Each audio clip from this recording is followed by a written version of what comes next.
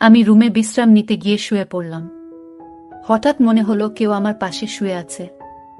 চোখ খুলতেই দেখি শ্বশুর আমার পাশে শুয়ে আছেন। তাকে দেখে আমি হতবাক হয়ে গেলাম। শ্বশুর আবার ভুলে গেলেন যে আমি তার বউ নই, আমি তার ছেলের বউ। আমি তাড়াতাড়ি নিজেকে মুক্ত করে বললাম, আমি আম্মুজি নই। কিন্তু তিনি নিজের আবেগে মগ্ন ছিলেন। এত বয়সে এসে তার এই উত্তেজনা দেখে আমি হতবাক হয়ে গেলাম। তারপর তিনি আমার হাত ধরে টেনে নিলেন। তারপর শ্বশুর বললেন, আমি তোমার সৌন্দর্য দেখে মুগ্ধ হয়েছি। বুঝলাম তিনি ভুলে গেছেন তিনি কার সাথে আছেন। তারপর আমার সাথে যা হলো তা কখনো কল্পনায় করতে পারিনি। আমার নাম লায়লা। আমি অনেক সুন্দর দেখতে, শরীরের গঠন আর নাই বা বললাম। একটু স্বাস্থ্যবান হওয়ায় আমাকে নাকি আরো বেশি সুন্দর লাগে, এটা সবাই বলতো। আমার গল্পগুলো তোমরা শুনো, কিন্তু সাবস্ক্রাইব করো না। দয়া করে গল্পগুলো ভালো লাগলে ভিডিওটি লাইক, শেয়ার এবং চ্যানেলটি সাবস্ক্রাইব করো প্লিজ। আমার স্বামী বাইরে কাজ করতেন এবং বাড়ি ফিরে বিশ্রাম নিতেন। গত কয়েকদিন ধরে গৃহস্থালির কাজের চাপে আমি খুব ক্লান্ত ছিলাম। আমরা নববিবাহিত আর আমার স্বামী সদ্য চাকরি পেয়েছেন। তিনি আমাকে তার সাথে বাইরে থাকার জন্য নিয়ে যেতে চেয়েছিলেন, কিন্তু বিয়ের খরচের কারণে আমি তাকে বলেছিলাম স্থায়ী হওয়ার পরে যেন আমাকে নিয়ে যায়। আমার স্বামী কাজে চলে যাওয়ায় আমাদের পরিবারও তাকে ছেড়ে চলে যেতে হয়েছিল। শ্বশুরবাড়ির সবাই অন্য শহরে থাকতেন। এই বাড়িটি আমার স্বামীর নামে ছিল এবং আমাদের বিয়ের পর আমরা এটি কিনেছিলাম। বিয়ের এক সপ্তাহ পরে শ্বশুর শাশুড়ি আমাদের বাড়ি ছেড়ে চলে যান। আজ আমার স্বামী বাইরে আর আমি একা। তিনি তার বাবা মাকে আমাদের বাড়িতে রেখেছিলেন যাতে তারা আমার সাথে থাকতে পারে। ক্লান্ত হয়ে রেল স্টেশন থেকে ফিরে আমি রুমে বিশ্রাম নিতে গিয়ে শুয়ে পড়লাম। হঠাৎ মনে হলো কেউ আমার পাশে শুয়ে আছে। আমার আতঙ্কে চোখ খুলতেই দেখি শ্বশুর আমার পাশে শুয়ে আছেন। তাকে দেখে আমি হতবাক হয়ে গেলাম। তার উপস্থিতি আমার কাছে অদ্ভুত মনে হলো, কিন্তু তিনি স্বাভাবিকভাবেই বললেন, সুমনা, তুমি খুব ক্লান্ত, আরামে ঘুমাও। আমি তাড়াতাড়ি বললাম, বাবা, আমি সুমনা নই, আমি লয়লা, আপনার ছেলে রিপনের বউ। তাড়াতাড়ি দরজার কাছে গিয়ে আওয়াজ করতে লাগলাম। শ্বশুরবাড়িতে শ্বশুরের এভাবে আসাটা খুব অদ্ভুত লাগছিল। হঠাৎ আমার শাশুড়ি ঘরে ঢুকে জানতে চাইলেন, তোমার শ্বশুর এখানে কি করছেন? তারপর বিব্রত হয়ে বললেন, তোমার শ্বশুর স্মৃতিভ্রংশে ভুগছেন, তাই হয়তো ভুল করে এখানে এসেছেন। আমি তখনই স্বস্তি পেলাম। শ্বশুরের ভুল বোঝার কারণে এই ঘটনা ঘটেছে, যা আমার কাছে ভয়ানক ছিল। এটি অন্যায় ছিল, কিন্তু আমার শ্বশুর স্মৃতিভ্রষ্টতার কারণে ভুল করে আমার রুমে এসেছিলেন। আমি দরজা বন্ধ করিনি, কারণ আমরা দুজনেই এই বাড়িতে একা থাকতাম। আমি আবার শুয়ে পড়লাম, কিন্তু ঘুমাতে পারছিলাম না। আমার স্বামী এখন বাইরে থাকে, তাই আমাকে শ্বশুর শাশুড়ির সাথে থাকতে হয়। প্রায় 2-3 মাস ধরে আমি একাই ছিলাম। সদ্য বিবাহিত হওয়ায় স্বামীর ইচ্ছা মেনে নেওয়া ছাড়া আর কোনো উপায় ছিল না। আমার স্বামীর পরিবার আমাদের বাড়িতে এলো। আমার শ্বশুর স্মৃতিভ্রষ্ট ছিলেন, যা আমাকে চিন্তিত করেছিল। এতদিন আমি জানতাম না, কিন্তু এখন বুঝতে পারলাম তার সাথে থাকা কঠিন হবে। বিয়ের পর পুরো 1 সপ্তাহ শ্বশুর শাশুড়ি আমাদের বাড়িতে ছিলেন। সেই সময় শ্বশুরের অসুস্থতার কোনো লক্ষণ দেখিনি, কিন্তু স্বামী চলে যাওয়ার পর তার স্মৃতিভ্রষ্টতা প্রকাশ পেল। এ অবস্থায় তার যত্ন নেওয়া কঠিন হবে। সারা রাত এভাবে ভাবতে ভাবতে সকালে রান্নাঘরে গেলাম নাস্তা করতে। তখনই শ্বশুর এসে হাত জোট করে দাঁড়ালেন। আমি চিন্তিত হয়ে বললাম, কি ব্যাপার বাবা, এভাবে হাত জোট করে দাঁড়িয়ে আছেন কেন? শ্বশুর বললেন, রাতে আমি ভুলে গিয়েছিলাম কোনটা আমার রুম আর কোনটা আমার বউয়ের। খুবই লজ্জিত। আমি যদি জানতাম এমনটা হতো না।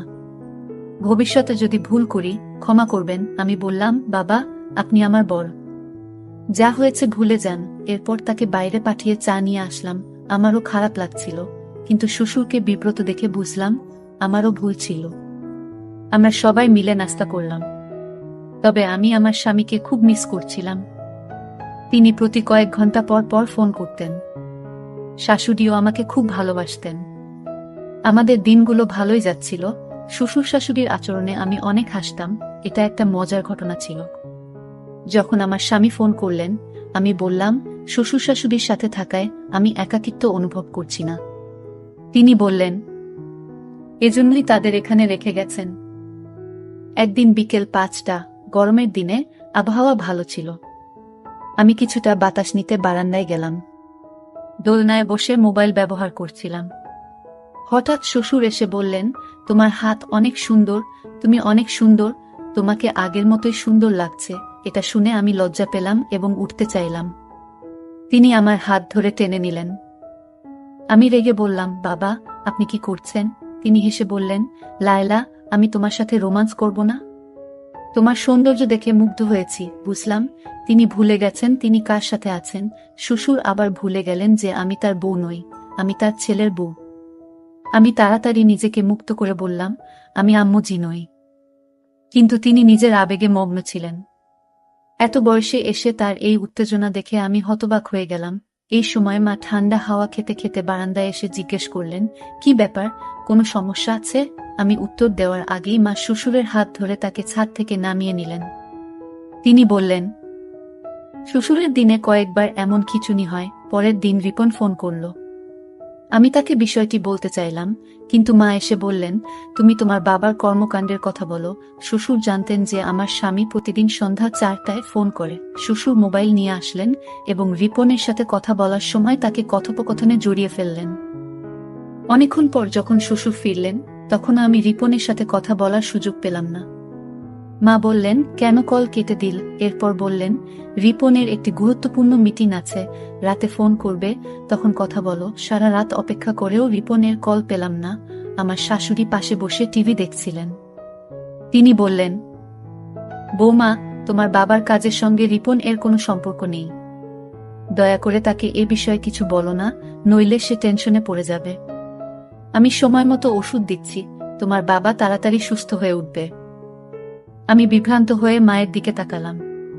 তিনি বললেন, আমরা অনেক বছর ধরে বড় ছেলে ও পুত্রবধূর সঙ্গে থাকছিলাম। ওরা আমাদের খুব কষ্ট দিত, তাই রিপন যখন আমাদের এখানে থাকতে বলল, আমরা খুশি হলাম। তোমার বাবা সিডি থেকে পরে গুরুতর চোট পেয়েছিলেন। এরপর থেকে আমাদের বড় ছেলে ও মেয়ের জামাই আমাদের বাড়ি থেকে বের করে দিতে চেয়েছিল। রিপন আমাদের তার বাড়িতে রাখার সিদ্ধান্ত নিয়েছে এবং তোমার বাবার ওষুধের খরচ বহন করছে। জামাই, তুমি একদম অন্যরকম। তোমার বাবার ওষুধের খরচ বহন করছে এবং এখন সে এখানে এসে আমাদের সাহায্য করেছে। এখানে বসবাস করে আমি স্বস্তি পাচ্ছি। আগে ভয় ছিল যে রিপন তার ইচ্ছামতো বিয়ে করে বর পুত্রবধূর মতো কাউকে নিয়ে আসবে, কিন্তু তোমার সঙ্গে থেকে এখন স্বস্তি পাই। ছেলেটাও ভালো আর মেয়ের ভালো, তাই রিপনকে কিছু বলবেন না, যেন চিন্তিত না হয়। তোমার বাবার অবস্থা আগের থেকে ভালো, কিন্তু রিপন তার বাবা মায়ের প্রতি খুব সদয়। তিনি আমাদের সমস্যার সমাধানের জন্য আমাদেরকে তার বাড়িতে নিয়ে এসেছেন। যদি বলো তোমার বাবার খিঁচুনি আছে, রিপন কষ্ট পাবে এবং হয়রানি করবে। আমাদের সে ছাড়া আর কোনো সাপোর্ট নেই। আমরা ছোট ছেলের বাড়ি থেকে বের হলে কোথায় যাব? শ্বশুর শাশুড়িকে এই বৃদ্ধ বয়সে কোথায় নিয়ে যাব? মায়ের কথা শুনে মন ভেঙে যায়। বড় ছেলে ও পুত্রবধূর অবহেলার কারণে শ্বশুর শাশুড়ি তাদের বাড়ি ছেড়ে চলে এলেন। আমি শ্বশুর শাশুড়ির কষ্ট বুঝি, কারণ আমার বাবা মাও চলে গেছেন। রিপন এর বাবা মায়ের প্রতি ভালোবাসা দেখে খুব খুশি হই। শ্বশুরের নানা কাজ আমাকে দুশ্চিন্তায় ফেলত। কখনো তিনি আমার কাছে আসতেন, কখনো কোলে নিয়ে যেতেন, কখনো প্রশংসা করতেন, যা আপত্তিকর মনে হতো। তিনি আমাকে নিবিড়ভাবে তাকিয়ে দেখতেন, আমার ঘরে প্রবেশ করার চেষ্টা করতেন, আর আমাকে তার স্ত্রী মনে করে অদ্ভুত কাজ করতেন। মাও আমাকে নিষেধ করলেন, তাই আমি মাকে জিজ্ঞেস করলাম, বাবাজি কি ওষুধ খাবেন? পাপাজির স্মৃতিভ্রংশতা বেড়েই চলেছে। সবচেয়ে কষ্টের বিষয় ছিল শ্বশুরমশাই শুধু তার স্ত্রীর ব্যাপারে ভুলে যেতেন, বাকি সবকিছু মনে রাখতেন। অনেক সময় ইচ্ছাকৃতভাবে তার ব্যক্তিগত জিনিস লুকিয়ে রাখতাম, কিন্তু তুচ্ছ জিনিসও তিনি মনে রাখতেন। তিনি শুধু আম্মুকে ভুলে যেতেন, আমাকে মা ভাবতেন না। মনে হতো তিনি স্মৃতিভ্রষ্টতায় ভুগছেন না। যদি ইচ্ছাকৃতভাবে করতেন, তবে তাকে সহ্য করতাম না। স্বামীর চলে যাওয়ার পরে 3 মাস অনেক কষ্টে শ্বশুর শাশুড়ির সাথে কাটিয়েছি। রুমের দরজা বন্ধ করে ঘুমাতাম এবং সারাদিন মুখোমুখি না হওয়ার চেষ্টা করতাম। একদিন দুপুরে দরজায় তালা লাগাতে দেখলাম দরজাটা ভাঙা। চিন্তিত হলাম, কারণ সকাল পর্যন্ত দরজার তালা ঠিক ছিল।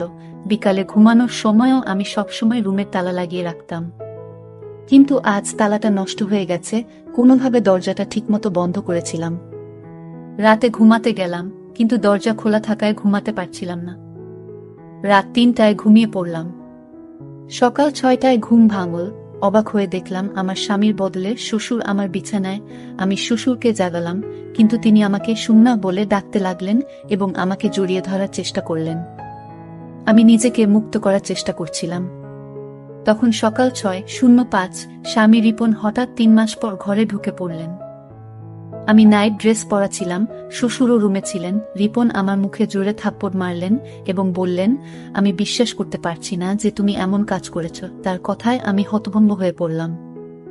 অশ্রু গড়িয়ে পড়ল। তাকে বোঝানোর চেষ্টা করলাম, এটা আমার দোষ নয়। বাবাজির স্মৃতিভ্রংশ আছে, তাই তিনি আমার রুমে এসেছেন। আমি তাকে সবকিছু সত্যি বললাম এবং বললাম মা ও বাবা উভয়ই আমাকে সমর্থন করবে।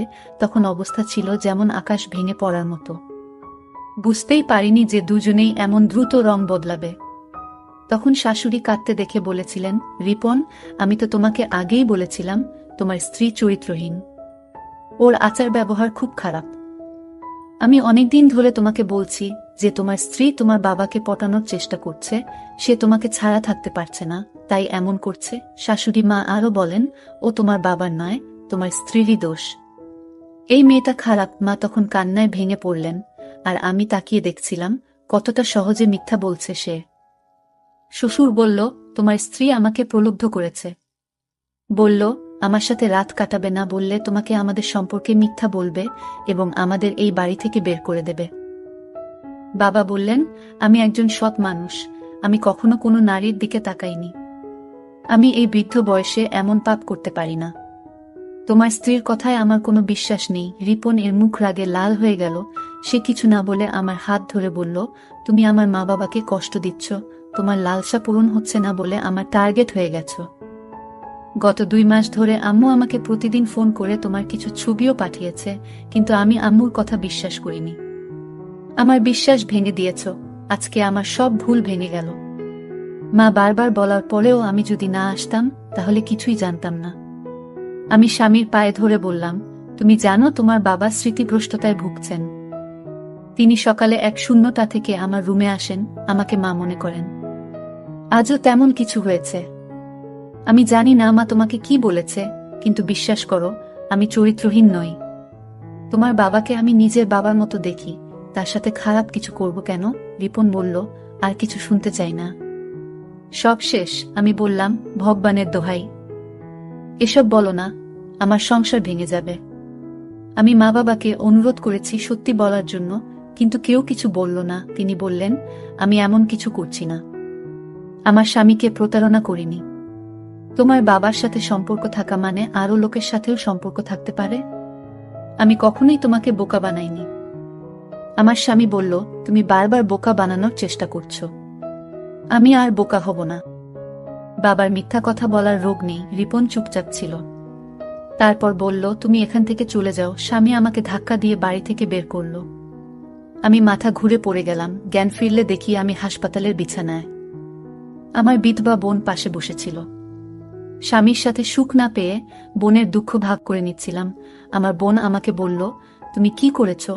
আমি বললাম, কিছু না। বোন বলল, আমি সব জানি। শ্বশুর শাশুড়ি তোমার বিরুদ্ধে ষড়যন্ত্র করেছে। তুমি কান্না থামাও, তারপর সব খুলে বলো। আমি সব খুলে বললাম আমার বোনকে। সব শুনে সে বলল, তুমি এতটা বোকা কেন হলে? এতদিন চুপ করে সহ্য করলে কেন? তোমার স্বামীকে বললে না কেন? তোমার শ্বশুরবাড়ির লোকেরা কেন এমনটা করছে? আমি জানতাম না কি করতে হবে। রিপন আমাকে বাড়ি থেকে বের করে দিয়েছে। দিদি বলল, এমন লোকের সাথে থাকার কোনো মানে নেই যে তোমাকে বিশ্বাস করে না।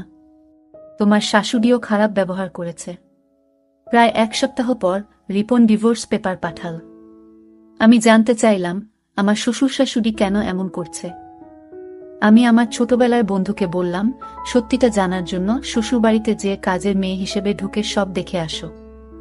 সে রাজি হলো। পরের দিন সে কাজের মেয়ে হিসেবে শ্বশুরবাড়িতে ঢুকল। আমার শাশুড়ি তখন একা ছিল এবং তাকে সাহায্য করার জন্য কাউকে খুঁজছিল। বন্ধুটি বলল, সে সব কাজ করবে। কাজের মেয়েটি আমার শ্বশুরবাড়িতে ঢুকে সবার আস্থা অর্জন করে এবং ঘরের সব খবর রাখতে শুরু করল। সে জানতে পারল যে আমার স্বামী এখন আর বাইরে কাজ করেন না, বরং একই শহরে আছেন। 2 শূন্য দিন কেটে গেল। আর আমার বন্ধুর সব শোনার পর শ্বশুরবাড়ির সব কথাবার্তা আমাকে জানাল। আমি বুঝতে পারলাম আমার সঙ্গে খারাপ আচরণের কারণ হলো আমার স্বামীর বড় ভাইয়ের বউয়ের